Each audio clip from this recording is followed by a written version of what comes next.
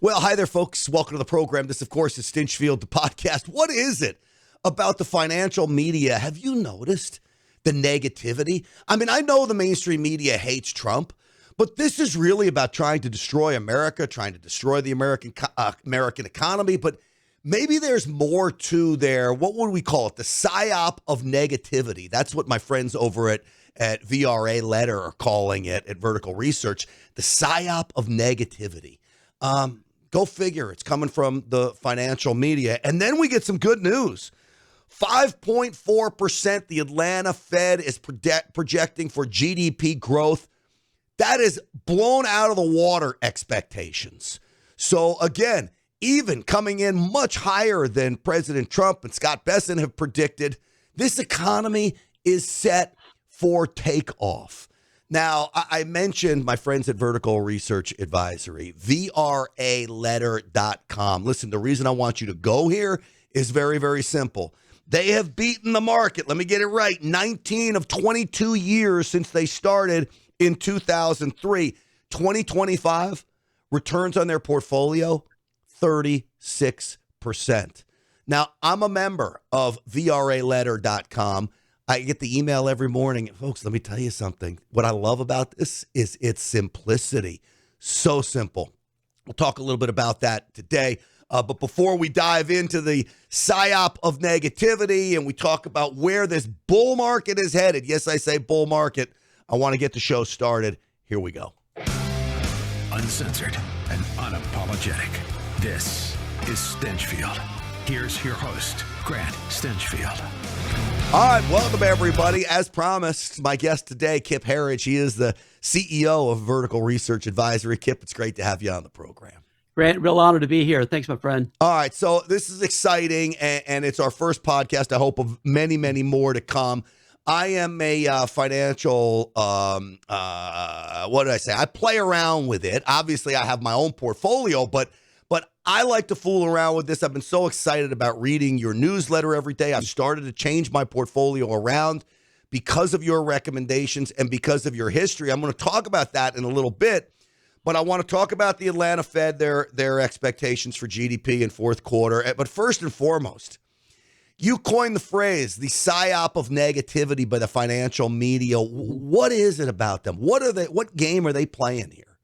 You know, we have a family business here, right? My oldest son, my business partner, we came up with this phrase about 3 or 4 years ago because we always saw was negativity in the press. Look, we have subscribers all over the world. And every email we were getting from people over the last many years has been, what are you talking about? We need to be in stocks. What are you talking about? We need to be in the markets. Don't you know this thing's going to crash? And it was just nonstop negativity. So we did a lot of research into this.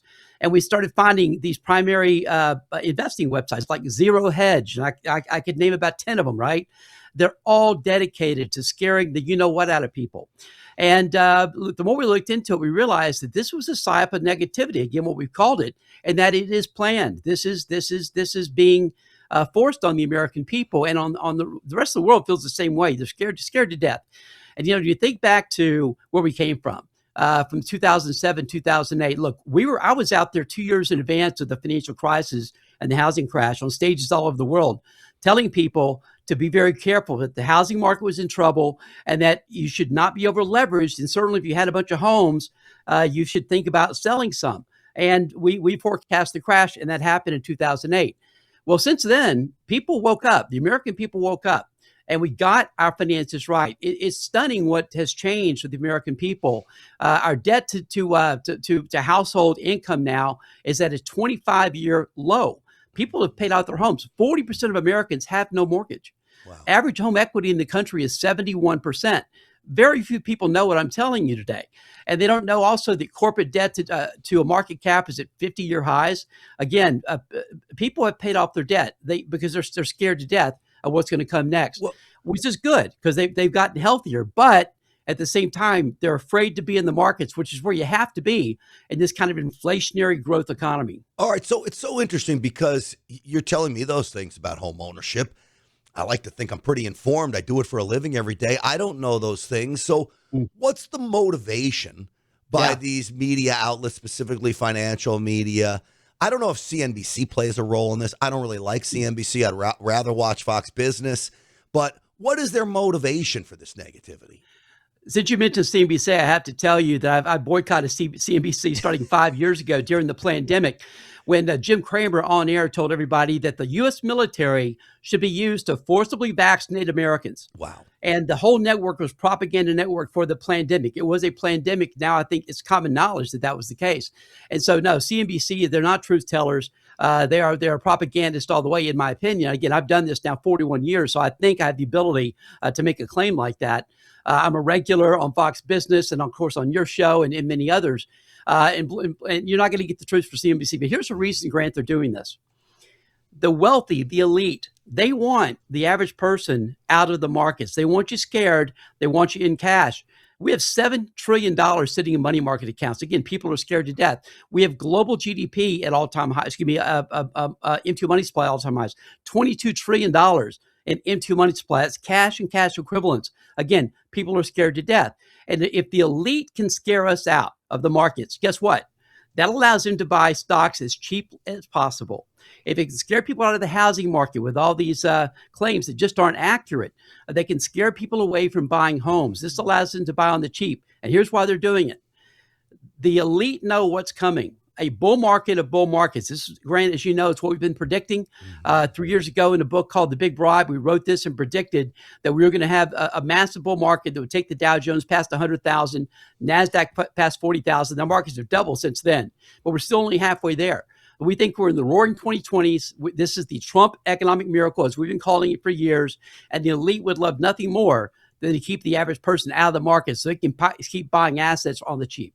That's the reason. And so when they buy assets on the cheap, it goes up, but they own all of it, so they don't need to buy as much. Is that the play?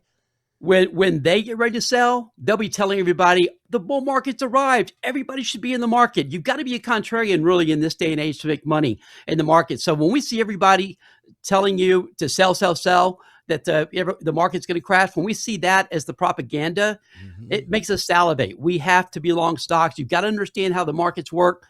I was very fortunate. My two mentors, Ted Parsons and Michael Metz, their mentors worked during the Great Depression on Wall Street. That's the lineage I come from, and I think everything I've done has prepared me for this era.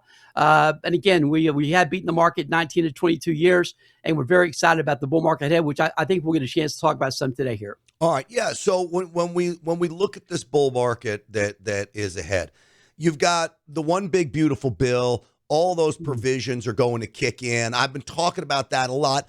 Honestly, as a conservative talk show host, it's easy for me to talk about the one big beautiful bill, and I pump Trump up, and everything's going to be great. Is there more to it than just that, or is that a big role in why we're headed the direction we are? That's a big part of it. But, you know, in 2016, when Trump was running, I was one of the first financial guys to come out and endorse Trump. And I said that Trump would win. It would be called the Trump economic miracle. I've been saying this now for a decade.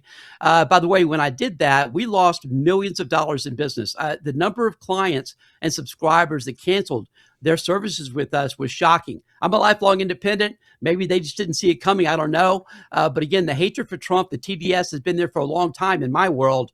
But look, there's a lot more to it. It's not just the one big, beautiful bill. There's so much in there that's going to keep the economy soaring. But it's a combination of Trump's. The media is not talking about this at all.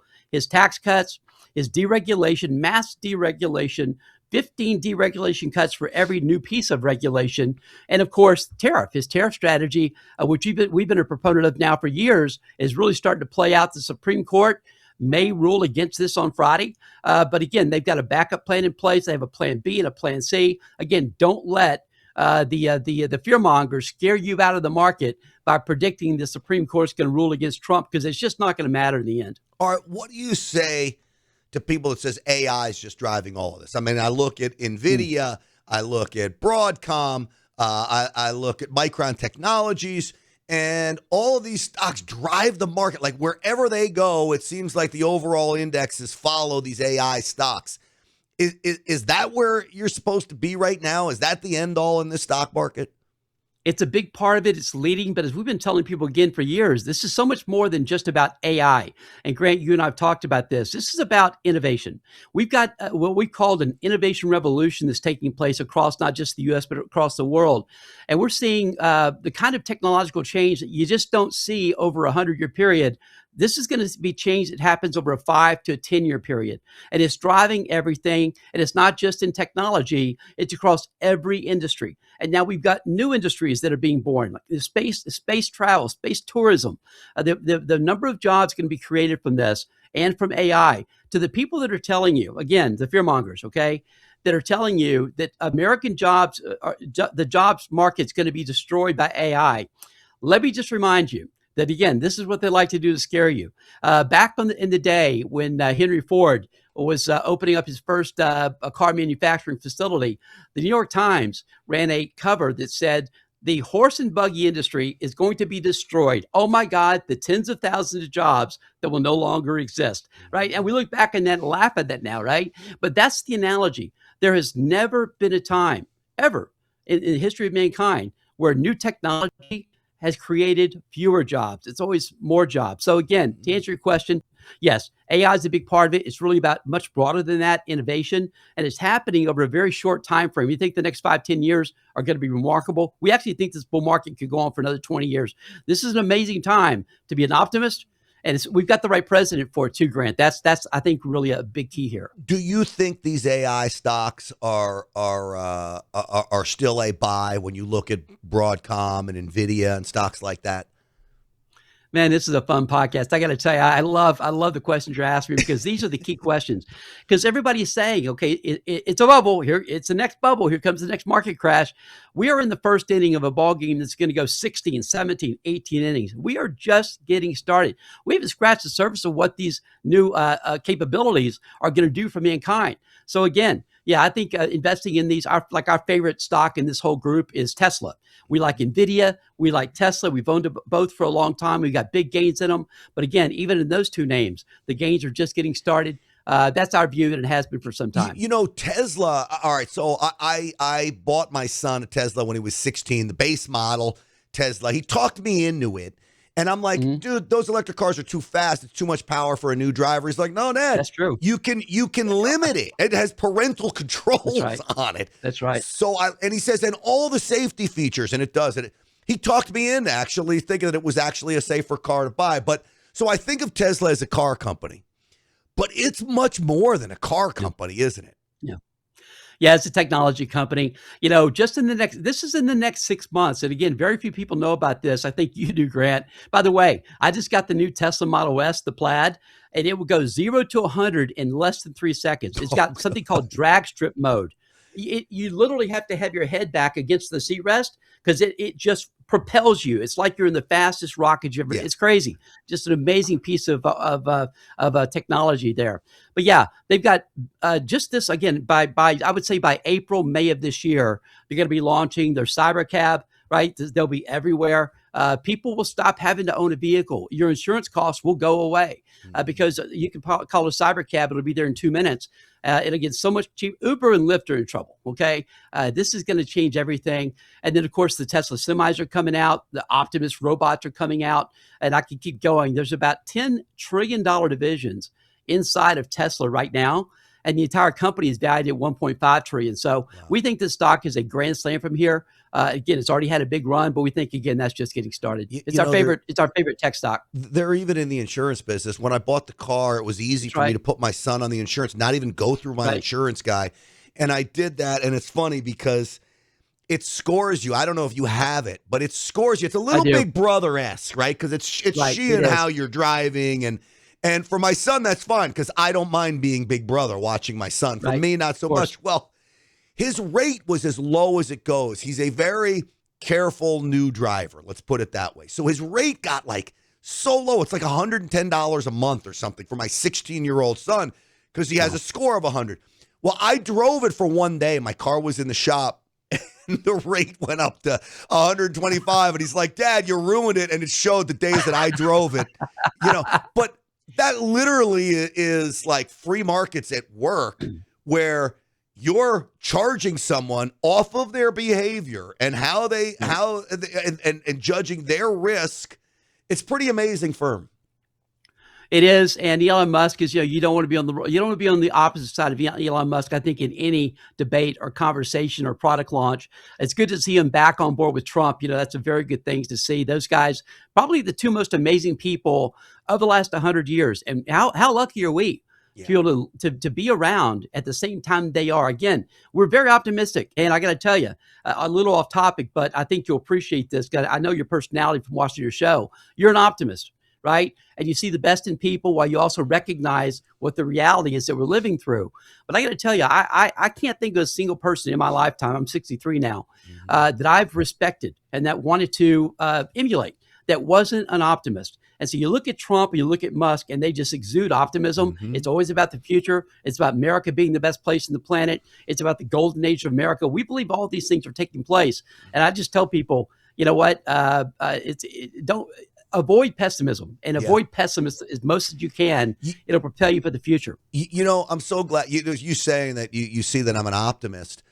Makes my day, because a lot of people will say I'm a pessimist, but the only reason they say I'm a pessimist is they confuse my skepticism for pessimism. Right. And that's not the same thing at all. I'm a huge skeptic, but I'm also very optimistic about the country, the people we have in this country, firms like yours.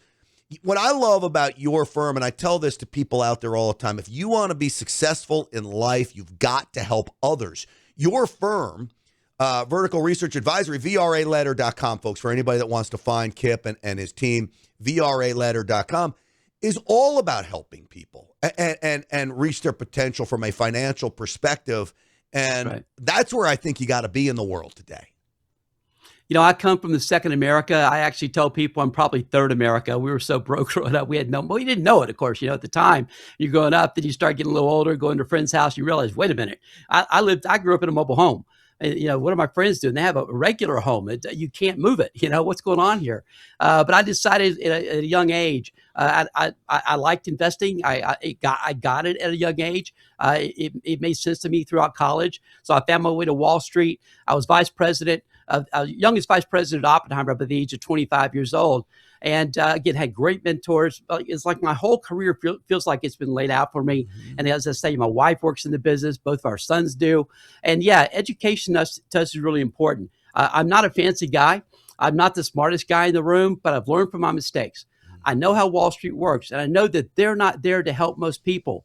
Look at the amount of money these CEOs make. And that they don't care about their clients. And I'll tell you something else, and everybody will probably understand this. You look at your monthly brokerage statement, look at your 401ks, how is it not keeping up with what they say we should be making every year?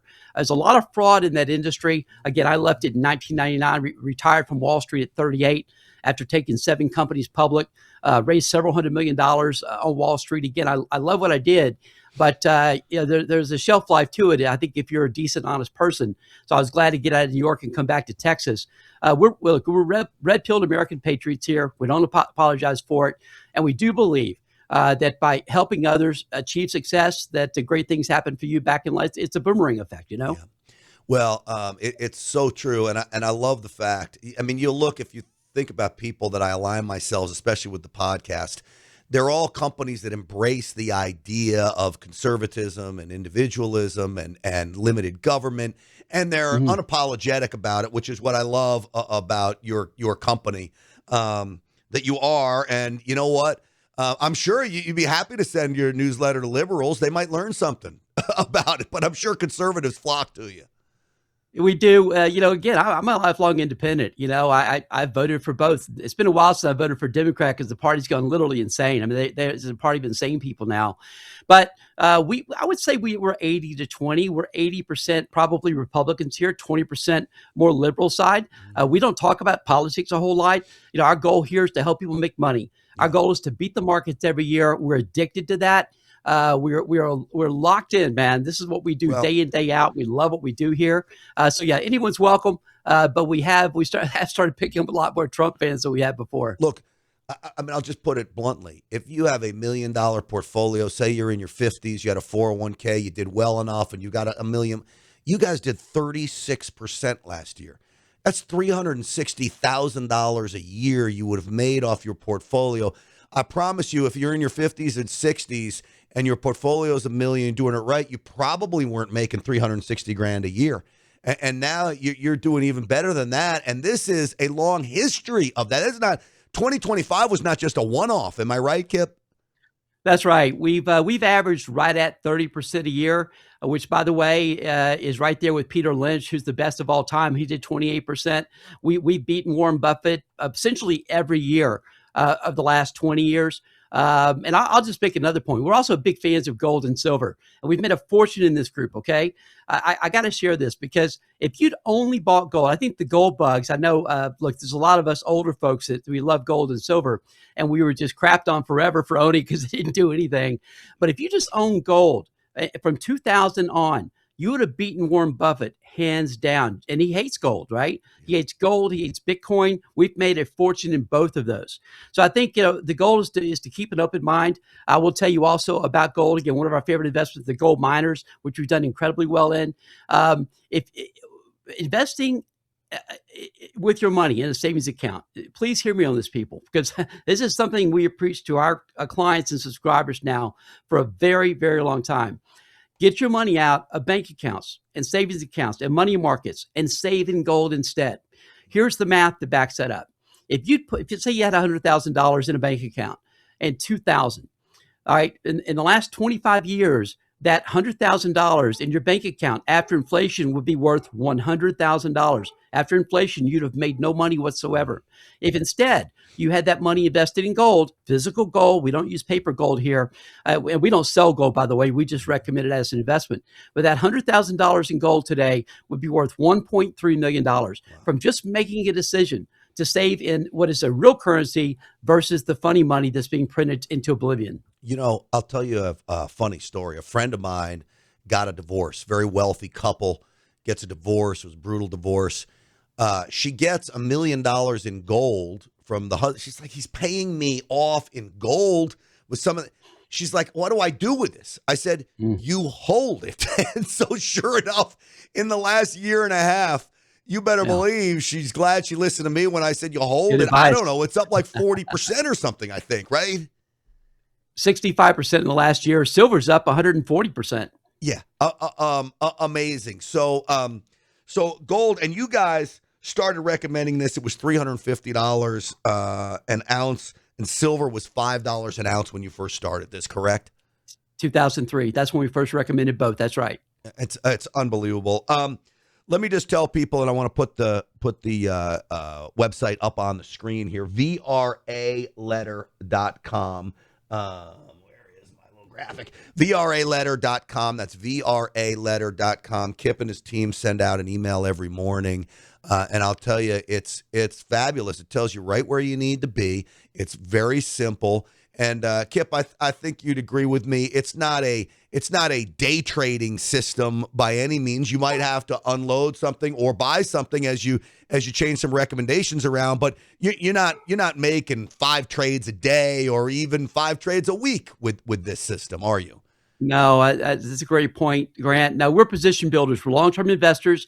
The money is made in the waiting, right? And look, we do have short-term trades. We actually have a trading program for ETFs because we have a market timing system called the Vertical Research Advisory Investing System, and it helps us time the market so we know when to be long, when to be out of the markets, what sectors to be in, what stocks to be in. But no, we're not short-term investors. We're long-term investors. And I also say, since you've got the site up there, we've had this in place now for about 2 years. Come sign up at that site. You get 2 free weeks. You get everything we have. You'll get all of our daily letters, our special reports, our portfolio. We list every trade we've done for a decade in our back office. So you can check everything to make sure what we're telling you is accurate. Complete transparency here. But again, everything we have for 2 free weeks if you sign up at vraletter.com. How does that ETF trading system work? I'm curious about that. Well, we use leverage ETFs, which means they're more aggressive than normal, but that's where the juice is. That's where the returns are. So very simply put, we have a market timing system. When a certain ETF or certain sector, if you will, of the market, like right now, I just wrote this up today, The housing sector has gotten so cheap. Trump was just now been talking about it. Today, that group was up 14%. We are aggressively long the housing stocks and think they're going to have an amazing year this year. So we buy a leveraged ETF in the housing sector, a housing ETF, and then we look to trade it. We'll probably own this 3 or 4 months. That's kind of our average holding time for ETFs. Last year, we felt the same way about mining stocks. And we invested in the ETFs that own gold, the gold miners. And again, we did very well in that. We owned that for the whole year. We made 160% last year in that. And so that's how it works. We look for a group to get really oversold, then we look to buy it, and we have our other indicators that say when it's time to take profits. So that system then is more of a weeks, months system. Again, it's not a day trade system. That's right. Yeah, we do have an options program for those that are more aggressive, but that's not most people. We limit each program to like 100 people in that, and those are 4-month programs. So that's not what we're talking about here. The very letter is long term. Again, we're position builders and opportunity traders, as we call it. Got it. Okay. The other thing that I wanted to ask you, because I was looking at the email you sent me, and you talked about the big 3 themes. We've talked some of them. The Trump economic miracle. We could put the big, beautiful bill in that. You've got the innovation revolution. We've talked about AI. You say here, and I think we kind of touched on it, but the ocean of liquidity. Is that the people that are on the sidelines you're talking about, all that money that's sitting in money market accounts all across this country? That's right. Plus, again, in home equity, there's $35 trillion sitting in home equity right now, which is fantastic. People are paying off their homes, but that's not normal. People normally use their home equity to buy another home or to make other investments, right? And so they're not doing it because they're scared to death of another crash. And again, that's because the fear mongers have got them, this afraid. But again, it's that liquidity that's sitting out there, as we call it, an ocean liquidity, that's supporting everything. And until people start coming off the sidelines and getting much more bullish, this bull market is just beginning. That's just kind of a common sense, contrarian way that we look at the markets. Yeah, it's amazing stuff when you think of it. You call it a structural bull market, and would be massive for 2026, which means if you're not in the market, you're crazy. So you talked about people with money in savings accounts. I'm just going to ask you. I'm 56 years old. I've got a decent amount of money in stocks and those kinds of things. I've got quite a bit of cash sitting around right now. What should I do with that? So you saying, don't worry at my age, put it in the market? Look, we recommend gradually increasing the amount you've got. So you're not just throwing it all in at once. If you do that and you buy at a market top, it's so painful. I put all the money in. Oh my God, we had a big shakeout and now I've gotten crushed. We recommend gradually taking money until you get more and more comfortable. We start to see the gains begin to build. And again, as far as cash goes, look, folks, if you just are more comfortable holding cash, I'm fine with that. But it's melting away in fiat currency. Take a look at owning physical gold and silver. There are a lot of great firms out there that work in, again, we don't sell that. A lot of great firms you can buy physical gold and silver from just to get it out of your bank accounts, because it's going to continue melting away. They're just going to keep printing money. They have to. Let me ask you, this is totally off topic, but when it comes to buying and selling gold, the difficulty seems to me with the fees that come along with it and the percentages. So you buy it, but then if you want to sell it back to them, they take a big fee out of it. Right. That's right. How do you navigate that? There are also ETFs that you can buy that invest in physical gold and silver. You don't have to. When I say physical, I mean don't buy these paper ETFs like GLD. If you're an investor, you'll know what that is. SLB. These are the paper ETFs that are just not worth the paper they're printed. One of these days, they're going to blow up. No. And I think that's what our long-term target in gold is $15,000 an ounce. Right now it's $4,500. We think silver's going to $200-$300 an ounce. Right now it's about $67. But you don't want to own those paper ETFs. You want to own physical ETFs. We teach people what those are here. Got it. It's great stuff and fascinating stuff. I'm so looking forward to this relationship with you guys.